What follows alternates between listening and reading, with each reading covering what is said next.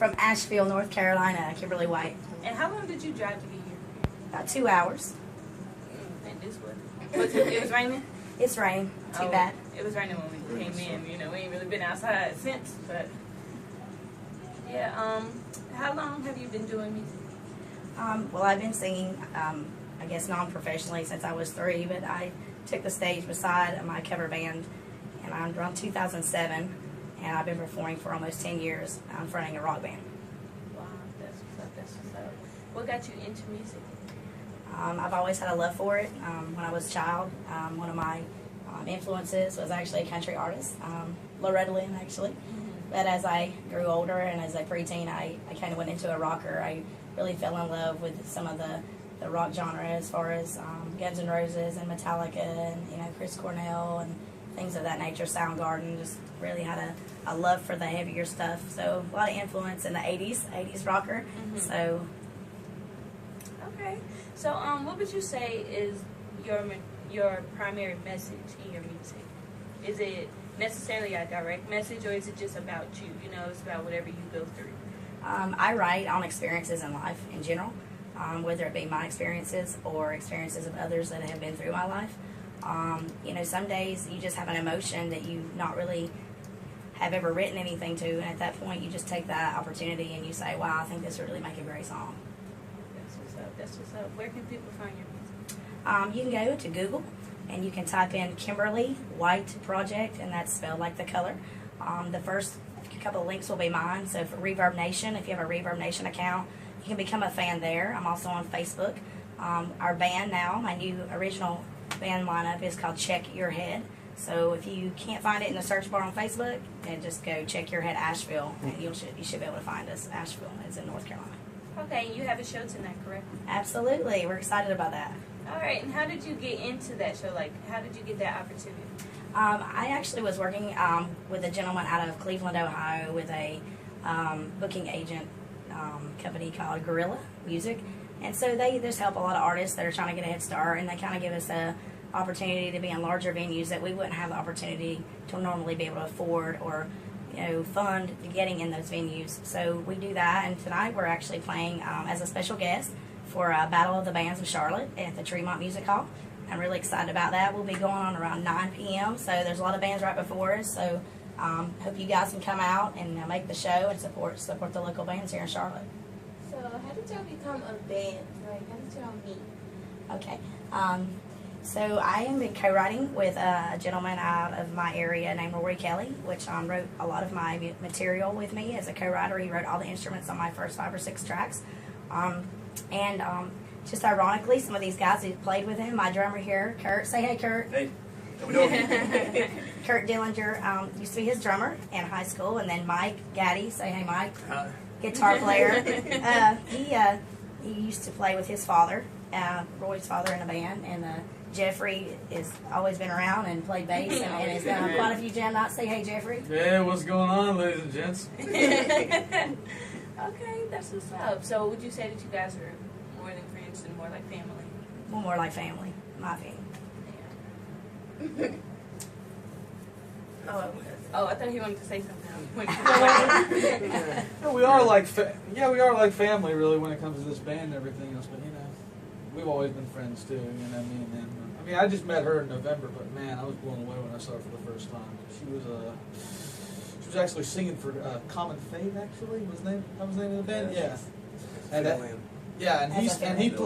Mike actually plays guitar in Common Fate, and he's played in a project of mine called Uneven Frets, and we've basically just ping-ponged around the county forever. Yeah, I have a lot of talent here. Yeah. We just, played with a lot of different bands over the years, but I had a drive to do originals, so I decided to, start co-writing with someone that I admired, and, go from there and get a band to start helping me co-write the rest and go out live with it. So I've been doing that for a little while and really, really loving it. So which one do you enjoy more, doing covers or doing your own song? Doing my own songs. Yeah, because you get to put your own emotion into it, right? Absolutely, absolutely. It's nothing like it when you do your own material and you have a response. There's nothing like it. So. That's what's up. That's what's up. So how does it start as far as y'all writing a song? Like, do y'all just start with a beat? Like somebody starts with some bass and then put a guitar in it and just goes from there? Yeah, lots of things start out with guitar. Kimberly will come at us with ideas and kind of tell us what she's looking for, and then us three will take a day or a night and get together and we'll try to figure out something that goes along with whatever she's trying to explain to us. Sometimes I hear melody without music. Sometimes I just hear a melody, and I'll say, this is what I'm hearing vocally as a melody. What can you do with a guitar on it? And sometimes, Kurt will do a drum beat and he'll start playing guitar and I'll have a melody and then, I'll feel something and then I'll just, a lot of times you don't really have words to begin with. You just kind of make vowel sounds. Yeah, and you just kind of have a mood going, yeah. So it's really cool to compose with these guys. And I do hear a lot. Unfortunately don't play an instrument, so I'm a lyricist. I consider myself a lyricist, vocalist, performer. I wish I could play an instrument, but I have to kind of rely on the musicians around me. When I say I hear this and it's screechy like this, and I might play a song that is similar to what I'm hearing, or I can go to a keyboard and hit a couple of chords and say, this is kind of where I'm wanting to be. So that's kind of how I do it. Okay. First of all, you guys are the first rock band that we ever had in our studio. Very much, yes. Heck yeah. That's a gratitude for sure. But it's just humbling to see that there's a lot more that goes into it, Like, of course, on the movies, you see them just clowning around in a garage. And it's like, oh, they're just having fun. And I know you guys have fun with it. But there's also a process to it, Like, it doesn't just come like that overnight.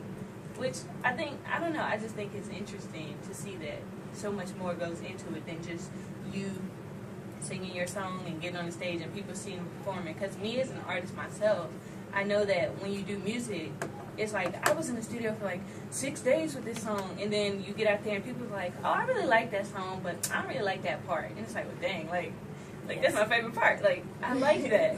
And it's just a lot more that goes into it. But I really want to thank you guys for coming in. Thank you. Thank What? you for having us. Oh, yeah, for sure.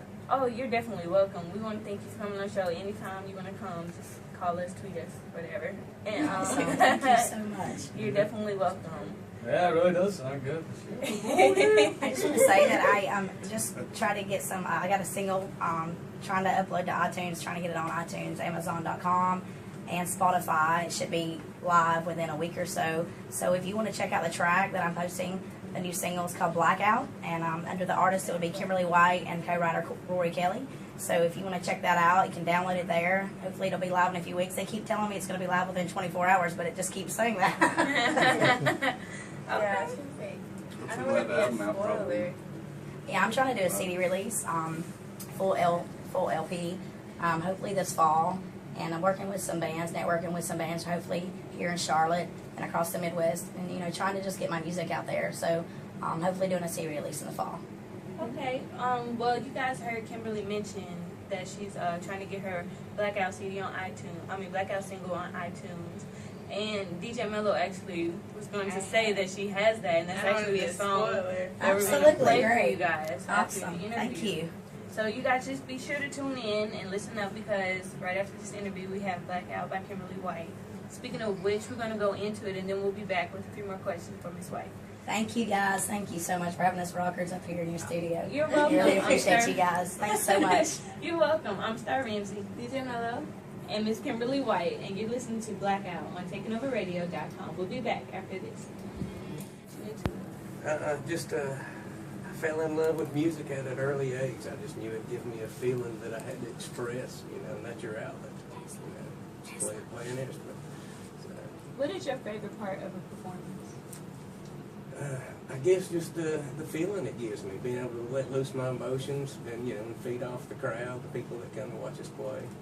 Seeing them enjoy it, that's probably the best part. Okay, that's what's up. So we're gonna pass the mic to, I forgot your name, sir. I'm sorry. Kurt Dillinger. Yeah, Kurt was going to do it. Just be there for a minute. I'm doing. How you doing? So, how long have you been playing your instrument? What instrument do you? I'm the drummer, and I've been playing about 16 years off and on, really. When I started, I was about 16, and met some guys in high school those came and just wanted to start a band, and I tried to, and I just met that right guy, and basically his family kind of took me under his wing basically and taught me everything I know, and I've been in and out of it since early '90s, really. And how many bands would you say you've played? 25. That's Really? a lot. I mean, it's a long thing. I mean, it's really hard to find good people. Uh-huh. And I mean, when you do, I mean, it doesn't take long for you to figure that out. And we haven't been together that long, but it really seems like it's working You do very well this time. That's good. That's good. And what about you, sir? How's it going, ladies and gentlemen? It's going. How you going? And it's fine. Name's Jeff Golden. I'm the bassist for Check Your Head. Okay. And what got you into playing? Well, I've really gotten into music, ever since I was a child, really. So, my mom raised me on the Beatles. She raised me on a lot of rock and roll, a lot of classic stuff. And I guess basically in 2002, around there, I just decided to pick up the guitar and learn how to play. Because I originally played guitar, but I learned bass in 2006. That's basically when I started out with the bass. But yeah, it's just the feeling of it. It's just makes you feel elated and definitely makes you look at a whole other aspects of life in a way, too. Okay. And what would you say is the best part about being in a band? The best part is basically giving the audience some really good entertainment and being able to please their night, because it really makes my night when I've made somebody else's night. It's nice to feed off that energy too. So yeah, pleasing the crowd, that's what I really like to do. Just make them have a good time, man. Okay, that's what's up. When would you say was your first performance? I'd say that would be around, I used to do open mics at a place called Ivan's, which is now known as the Vortex, but that was in Marion, and I started off, and then I moved on to Main Street Club, Main Street Club, and basically they had open mic too, so I've been basically playing a lot of open mics, but I basically got together with him like 2 years ago, Kurt, right there, with a little side project called Uneven Frets. We played, I guess, 3 shows. Don't remember all the places. Yeah, but one was at Main Street. 2012. Yeah. But yeah, my first time definitely would have to be open mics. You couldn't tell that he only played that long, though. He's an amazing bass player. He's very good. He's got a great rhythm, and he's really on time. He's a really solid bass player, and he's got a lot of creativity. And how many shows have you guys together performed? Actually, we've only performed approximately 4 shows live together. But like I said, with all of our experiences, with all the bands we play with, and as long as we've done music, it's just it just feels like we've been playing so much longer. It does to me, and I think it does to them too. How much time would you say you guys been practicing together? Anywhere between 4 and 8 hours a week. That's a lot of time. That is a lot. One week we do 2 days a week, and 1 week I do 1 day a week. So give my vocals a little bit of a rest, because I'm, it's strenuous when you're singing the standard, and it's just really, it's tiring to your voice. So as you can tell, I'm raspy. I had a show last night, so. Oh, okay. I mean, you can't really tell. Some people just have that kind of voice. So it sounds nice, though. Well, thank you. You're welcome. So what would you say is the most frustrating part about being in a band? Like, do you guys ever, clash? Everyone clashes eventually, whether it be husband, wife, or with your child, or whatever, in the business world, coworkers, whatever. But I don't find that we clash too much. I guess that we're still new, to each other. But I played in a cover band, the same band, for 9 years. I fronted, so I know the ins and outs of things of the differences of people and such. And I think as long as you have the word respect in there and you respect each other, you can still convey what you're trying to say to band members. If you disagree or not, you don't ever have to come to a consensus, because consensuses are really not really. We can agree to disagree. Yeah, exactly. And I think as long as if my idea, I'm not really sure about it, I can look to them for advice. And if I don't really care for their idea, I'll say, look, let's just try something different. It's not that I think it's a great idea. Let's just add to it or such, and we feed off each other that way. And I think the respect factor, as long as that's there, I think everything goes well. That's good. good. So would you say that it's all about compromising and just coming to like a common ground? Not really. Compromising. I'm just kidding. Compromising, yes, to a point. But, I think, if you're going to do music together and you're going to perform it, when you perform, you better perform like you love it and you better love it or your crowd's not going to feel it. So I never want to do a song with these guys that they don't feel. I don't care how much I love the song, if I like it, if he says I'm just not feeling it, I just don't like it, I'm not going to have my drummer play it. I'm not going to have my bass or guitar player play it because guess what? If they're not feeling it, my crowd's not going to feel it. And, and I'm all about, I'm a very high energy performer. I'm a very emotional performer. I just give it all I have with every show, give my heart, I give every bit of my voice that I can. So, I want to be able for them to feel that way too when they're doing the song. Okay. Well, again, we want to thank you guys for coming in. Oh, yeah. Thank you. You're welcome, and good luck tonight. Again, you guys are going to be at the Tremont Music Hall. Absolutely. Oh, yeah, we're really excited about it. I think You better be there. you get a chance, go see some great rock bands. It's awesome. Thanks so much for having us. You're welcome. You're welcome. Thanks again. I'm Star Ramsey, and you were listening to a live interview with Kimberly White on TakinOverRadio.com. We'll be back after this.